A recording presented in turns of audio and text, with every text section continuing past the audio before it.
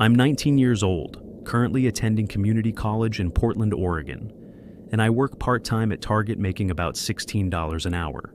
I've been gaming my whole life, mostly PC games like League of Legends, Valorant, and whatever new multiplayer game comes out that my friends are playing.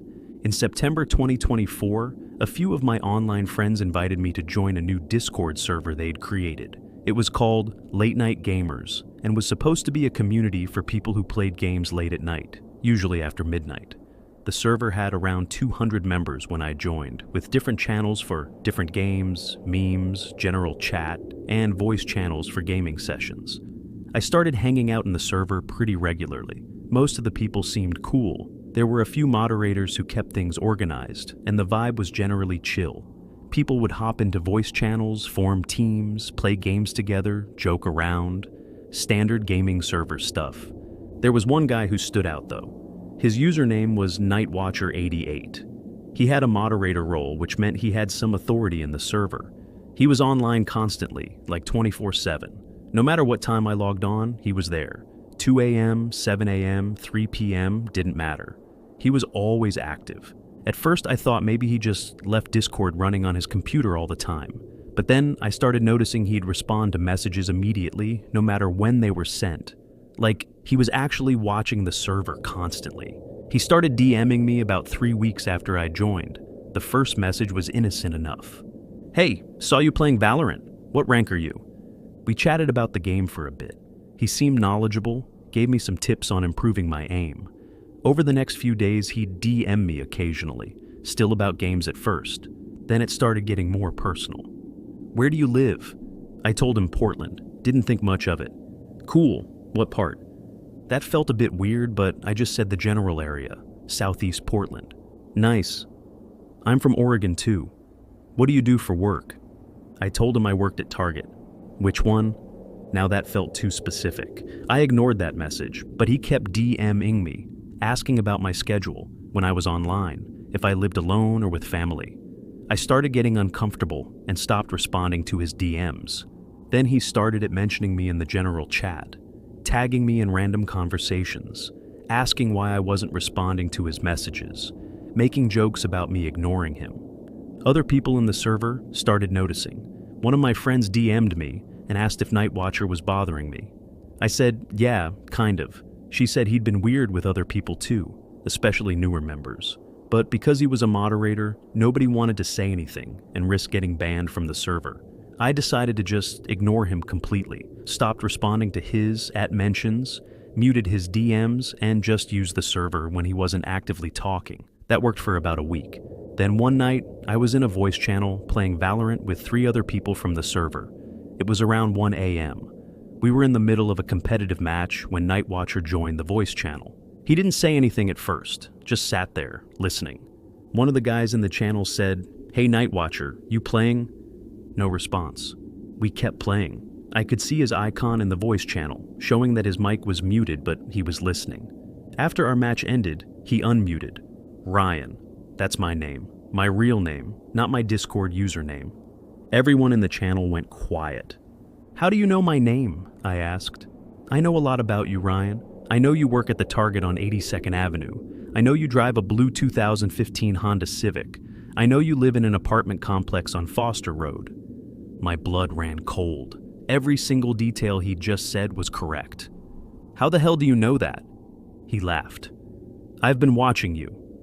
I immediately left the voice channel and started deleting my account. But before I could finish, he sent me one more DM. It was a photo, taken from across the street, of me walking into my apartment building. The timestamp on the photo was from earlier that day. I felt like I was going to throw up. I ran to my window and looked out at the street. It was dark, but I could see a few parked cars. Any one of them could have someone inside. I called my roommate Jake, who was at his girlfriend's place. I told him what happened. He said he was coming home. Then I called the police. I explained everything, the Discord messages, the photo, the personal information. They said they'd send an officer. A patrol officer showed up about 30 minutes later. I showed him the Discord messages, the photo, everything. He took a report and said they'd look into it. But without knowing who Nightwatcher actually was, there wasn't much they could do immediately. Has he threatened you directly? The officer asked. No, but he sent me a photo of my apartment building. He's been watching me. That's definitely concerning. We'll increase patrols in this area, and you should document everything, every message, every interaction. If he contacts you again, don't respond. Just save it and call us. Jake got home about an hour after the police left. We checked all the locks on the doors and windows, closed all the blinds, and he said he'd stay home for the next few days. I didn't sleep that night. I just sat in my room, checking Discord every few minutes to see if Nightwatcher had sent anything else. He hadn't. His account showed he was still online, but he wasn't messaging me. The next morning I went to work. I was exhausted and paranoid. Every time a customer walked past me, I wondered if it was him. Every time I went outside on my break, I scanned the parking lot for anyone watching. Around 2 p.m., I got a text from an unknown number. You called the cops on me? That wasn't very nice, Ryan. I immediately showed my manager and called the police from the store. They said to come to the station after my shift and bring my phone. I left work early and went straight to the police station. The detective I spoke with, Detective Morrison, said they were treating this as stalking and harassment. They had requested information from Discord about Nightwatcher's account. But that process could take time. In the meantime, he said, I'd recommend varying your routine. Don't go to the same places at the same times. Park in different areas. Tell your workplace what's going on so they can be aware. I did all of that. I told my manager at Target about the situation. They moved me to different shifts and told security to watch for anyone suspicious. I stopped going to my usual coffee shop before work. I started taking different routes home. I parked in different spots at my apartment complex. For about a week, nothing happened. No messages, no photos, no contact. Then one night, I was at home with Jake. We were watching TV around 10 p.m. when there was a knock at the door. We both froze. We weren't expecting anyone. Jake looked through the peephole. Nobody's there? He opened the door slowly.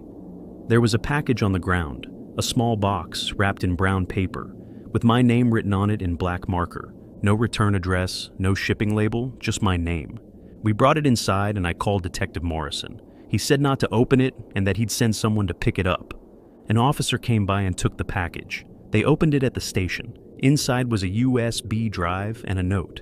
The note said, "For Ryan. Hope you enjoy the show." Detective Morrison called me the next day. We analyzed the USB drive. It contains videos, security footage from various locations, your apartment building, the Target where you work, the coffee shop you used to go to, all taken over the past few weeks. I felt sick. He's been filming me? It appears so. We're working on identifying who this person is based on the footage itself, looking for any identifying features or patterns. We're also analyzing the USB drive for fingerprints and any digital footprints. 2 weeks later, they found him. His real name was Marcus Webb, 34 years old, lived about 15 miles from my apartment. He had a prior conviction for cyberstalking from 5 years ago. He was arrested and charged with stalking, harassment, and unlawful surveillance. Detective Morrison said he'd been tracking multiple people from the Discord server, not just me. At least 5 other members had reported similar experiences, but I was the first to involve police early enough for them to build a case. Marcus had created the entire Discord server, specifically to find targets. He'd use his moderator role to access information, gain trust, and then start stalking people in real life. The trial was 4 months later. Marcus pled guilty to avoid a longer sentence. He got 3 years in prison and a permanent restraining order against me and the other victims. But here's what still haunts me. During the investigation, they found hard drives in his apartment with thousands of hours of footage, not just of me and the other victims from Discord, but dozens of other people going back years. People he'd met online in various games and platforms, tracked down, and filmed without their knowledge. Some of the footage was from inside people's homes, taken through windows. Some was from their workplaces. Some was just them walking down the street, going about their daily lives, completely unaware they were being watched. The police said Marcus had been doing this for over a decade. Discord was just his latest method. I still game, but I don't join random servers anymore. I don't use voice chat with people I don't know in real life, and I never ever give out personal information online. because I learned the hard way that the person on the other end of the screen could be anyone, and they could be a lot closer than you think. I'm 21 years old, recently graduated from Ohio State University with a degree in computer science, and I'm currently working as a junior software developer in Columbus, Ohio, making about $62,000 a year. I've been playing Minecraft since I was in middle school, and even though I'm older now, I still find it relaxing after a long day of coding at work. In November 2024, I was looking for a new Minecraft server to join, something small, community-focused, survival mode. I found one called Safe Haven SMP on a Minecraft server listing website. It had maybe 20 to 30 regular players, a friendly description, and good reviews. Seemed perfect.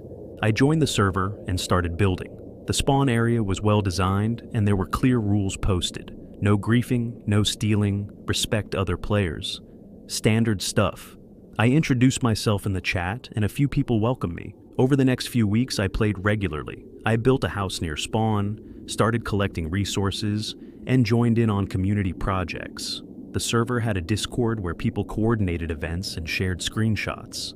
Everyone seemed genuinely nice. There was one player who was particularly helpful. His username was Builder Mike. He'd been on the server for over a year and had built some impressive structures. He offered to help me get started, showed me where good resource spots were, and gave me some extra materials. We started playing together pretty often. He'd message me on Discord when he was online, and we'd work on projects together, build farms, explore caves, fight mobs, normal Minecraft stuff. After about a month, Builder Mike asked if I wanted to join a private Discord server he ran with a few other players from Safe Haven. He said it was for the core group of players who were most active. I said sure. The private Discord had about 10 people. They were all regulars from Safe Haven, people I'd played with and talked to. Builder Mike was the admin. The server had channels for coordinating builds, sharing memes, and general chat. Everything seemed normal for the first week. Then Builder Mike started a new channel called Personal Projects and asked everyone to share what they did for work or school. He said it would be cool to know more about the people we played with. People started sharing. Teacher, college student, studying engineering, nurse, retail manager. I said I was a software developer. Builder Mike DM'd me. Oh, cool. What kind of software? Web applications mostly. I work for a consulting firm. Nice. Which firm? I told him the name of the company. Cool. My cousin works in tech in Columbus too. Where's your office? That felt a little specific, but I figured he was just making conversation. I told him the general area, downtown Columbus. Nice. I'm actually thinking of visiting Columbus soon. Would be cool to meet up in person, maybe grab food or something. That made me uncomfortable. I'd never met anyone from online gaming in real life, and I didn't really want to start. Maybe, I said. I'm pretty busy with work though. He didn't push it. We went back to playing Minecraft. A few days later, I noticed something weird. When I logged onto the server, my house had been entered. Nothing was stolen, but items in my chests were rearranged, and there was a sign placed inside that said, "Nice place." I asked in the server chat if anyone had been in my house. Builder Mike responded, "Oh yeah, that was me. I was just checking out your build. Looks great." I said I'd prefer if people asked before entering my builds. He apologized and said he wouldn't do it again. But it kept happening. Every few days I'd log on and find evidence that someone had been in my house. Items moved, new signs left behind, doors left open. I asked Builder Mike about it again. He said it wasn't him, maybe someone else on the server was messing with me. Then one day I logged on and my entire house was filled with signs. Hundreds of them, placed on every wall, floor, and ceiling. And they all had my real name on them, not my Minecraft username, my actual first and last name. I immediately left the server and checked the Discord. Builder Mike had DM'd me. "Did you like the surprise? How do you know my real name?" "I know a lot about you, man. I know where you work. I know your address. I know what car you drive." My heart started racing. "What the hell are you talking about?" He sent me a photo. It was taken from across the street from my apartment building, taken recently based on the leaves on the trees. "Stop messaging me," I typed. "This isn't funny." "I'm not trying to be funny. I just think it's cool that we live so close. I'm only about 20 minutes away from you." I blocked him immediately and left the Discord server. Then I contacted the owner of the Minecraft server through their website and explained what happened. The server owner, whose username was admin_Josh, responded quickly. He said Builder Mike had been banned and that he was sorry this happened. He asked if I wanted to file a report with him about what occurred. I told him I was going to contact the police instead. I filed a report with the Columbus Police Department. The officer I spoke with said they'd investigate, but without concrete threats, it was difficult to charge someone with a crime. "He sent you a photo of your apartment building?" the officer asked. "Yes." "Did he threaten you in any way?" "No, but he knows where I live. He knows personal information about me that I never shared." "That's concerning. We'll document this and reach out to him if we can identify who he is. In the meantime, be careful about what information you share online." I thought that was the end of it. 2 days later, I was at work when I got a notification on LinkedIn. Someone had viewed my profile. The account name was Michael Henderson. The profile photo was blurry, but the location said Columbus, Ohio, and the job title said Freelance Builder. I clicked on the profile. It had minimal information, but there was one connection. Someone who worked at my company. I felt sick. He'd found me on LinkedIn. He was looking at my professional profile, my work history, my connections. I reported the profile to LinkedIn and blocked the account. That night, I was walking to my car after work when I noticed a car parked across the street. A dark blue Honda Accord. Someone was sitting in the driver's seat, looking down at their phone. I got in my car and drove home, checking my rearview mirror the entire time. The Honda Accord followed me. Not closely, it stayed a few cars back, but it was following me. I drove past my apartment complex and kept going. The Honda followed. I called 911 while driving, explained that someone was following me, gave them my location and the car's description. The dispatcher said to drive to a public place. I drove to a nearby police station. The Honda Accord drove past the station and disappeared. An officer came out and took my statement. I explained everything: the Minecraft server, Builder Mike, the photo of my apartment, the LinkedIn profile, and now the car following me. "Do you have a license plate number?" he asked. "No, I didn't get a clear look." He took down all the information and said they'd increase patrols around my apartment. When I finally got home, I parked under a streetlight and ran to my door. The next day I called my landlord and asked about security cameras. He said the building had cameras at the main entrance, but not in the parking lot. I went out and bought a dash cam for my car and a doorbell camera for my apartment. For the next week, nothing happened. No messages, no cars following me, no signs of Builder Mike. Then I checked the footage from my doorbell camera. At 3:17 a.m., 4 nights earlier, someone had stood outside my door for nearly 10 minutes, just standing there, not knocking, not trying to open the door, just standing. The footage was dark and grainy, but I could make out a person, average height, wearing a hoodie and jeans. I took the footage to the police. Detective Chen was assigned to my case. She reviewed the footage and said they'd investigate. "We're trying to identify this person," she said. "We're also working with the Minecraft server owner to get IP address information for Builder Mike's account." 2 weeks later, they found him. His real name was Michael Henderson, 29 years old, lived in a suburb of Columbus. He'd been using his job skills, he worked in IT, to track down information about people he met online. He was arrested for stalking. During the search of his apartment, police found notebooks filled with information about people from various online gaming communities.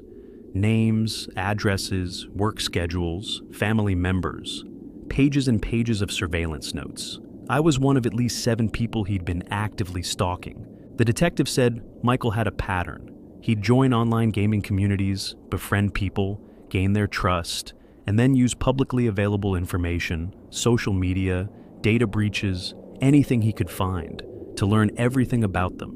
Then he'd visit them in person, watch their homes, follow them. He'd been doing it for years. Michael pled guilty and was sentenced to 5 years in prison with mandatory mental health treatment. But I found out something during the trial that still gives me nightmares. Michael had entered my apartment once, while I was at work. He'd somehow gotten a copy of my key. He'd followed me to work one day and watched me put my keys in my bag at the gym, borrowed them during my workout, made copies, and put them back. He didn't steal anything. He didn't vandalize anything. He just walked around my apartment, looked at my things, and left. The only reason I know is because he'd taken photos. Photos that police found on his computer. Pictures of the inside of my apartment, my bedroom, my desk, my kitchen. He had been in my home and I'd had no idea. I moved out of that apartment the next month, changed jobs 6 months later to a different company in a different part of town. Deleted most of my social media, stopped playing online games with strangers. Because I learned that someone playing a blocky building game with you could be gathering information, planning, watching, and they could be a lot closer than you think. I'm 23 years old, work as a bartender in Nashville, Tennessee, and make about $35,000 a year with tips.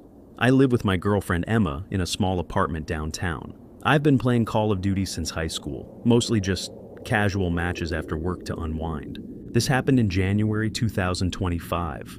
I was playing Call of Duty, Modern Warfare 3 on my PlayStation 5, running some team deathmatch matches by myself, since Emma was working a late shift at the hospital, where she's a nurse. It was around 11 p.m. I was in a lobby between matches when someone with the gamertag Reaper2024 spoke in voice chat. "Yo, anyone got a mic?" I unmuted. "Yeah, what's up?"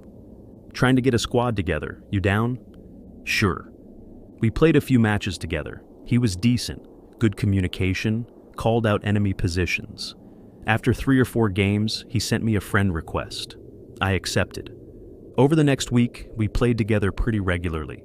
He'd message me when he was online, and we'd run matches for a couple hours. He said his name was Derek, he was 25, lived in Tennessee too. Said he worked in construction. He seemed like a normal guy. We talked about sports, work, normal stuff. He mentioned he was originally from Memphis, but had moved to Nashville for work about a year ago. After about 2 weeks, Derek asked if I wanted to join a tournament team he was putting together. Said they needed one more player, and I fit the skill level they were looking for. I'd never done competitive Call of Duty before, but it sounded fun. I said sure. He sent me a Discord invite for the team server.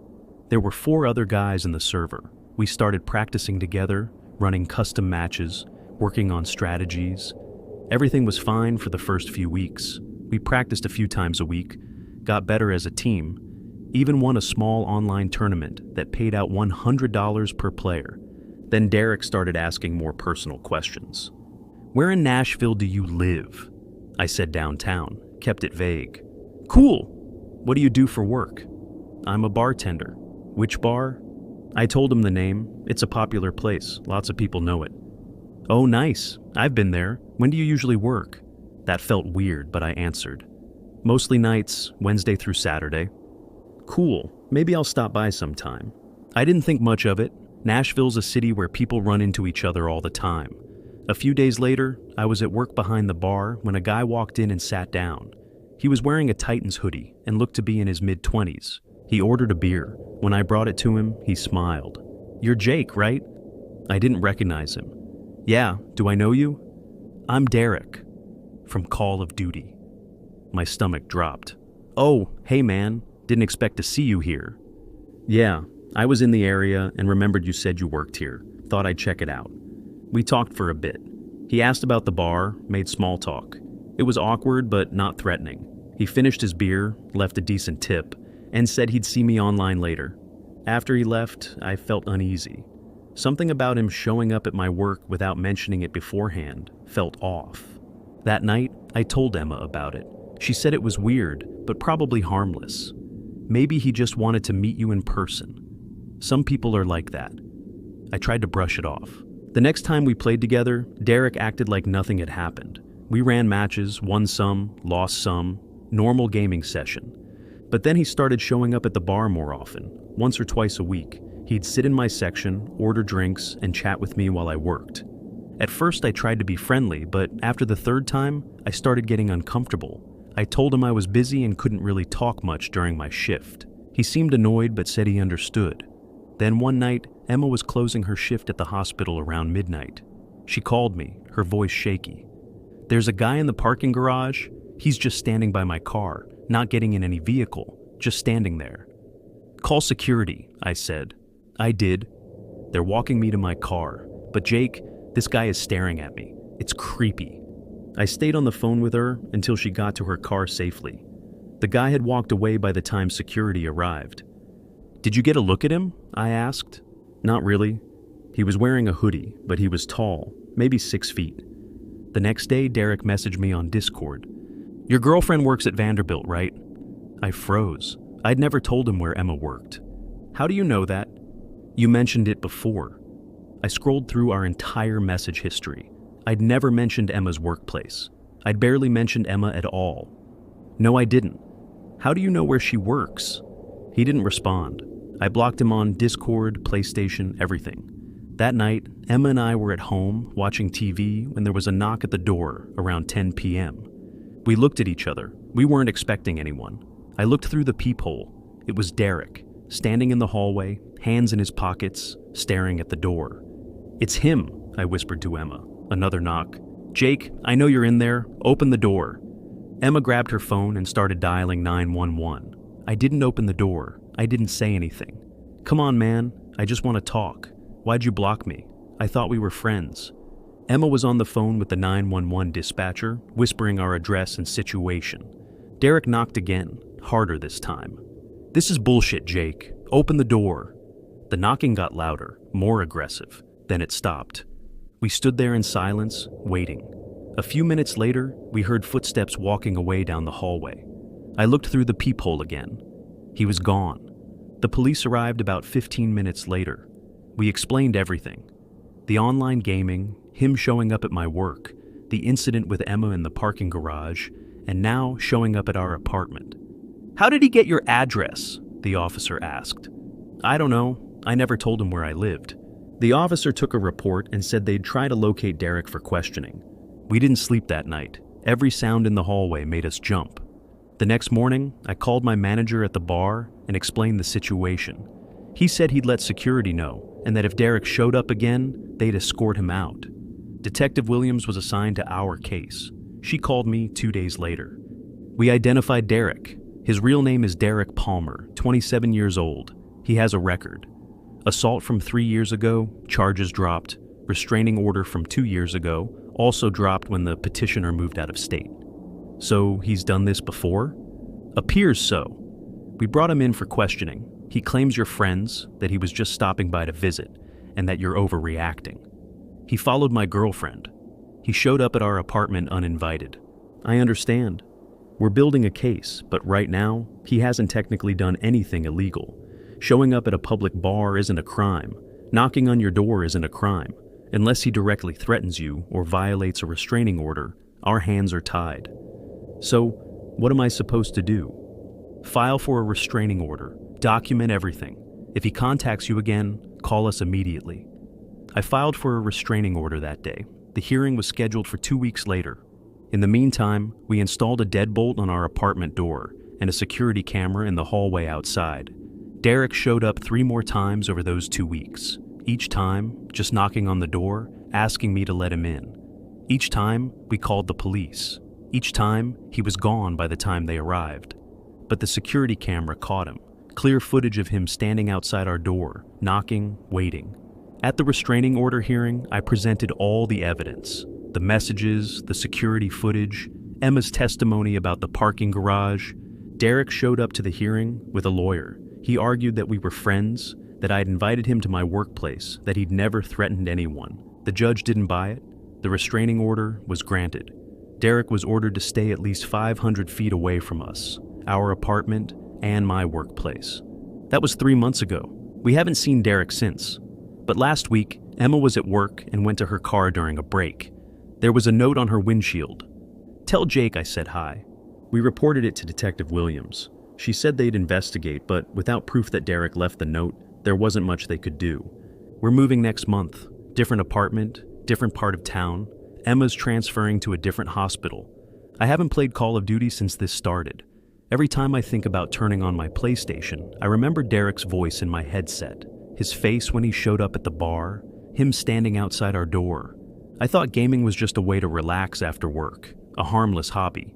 But I learned that the person on the other end of the voice chat could be anyone.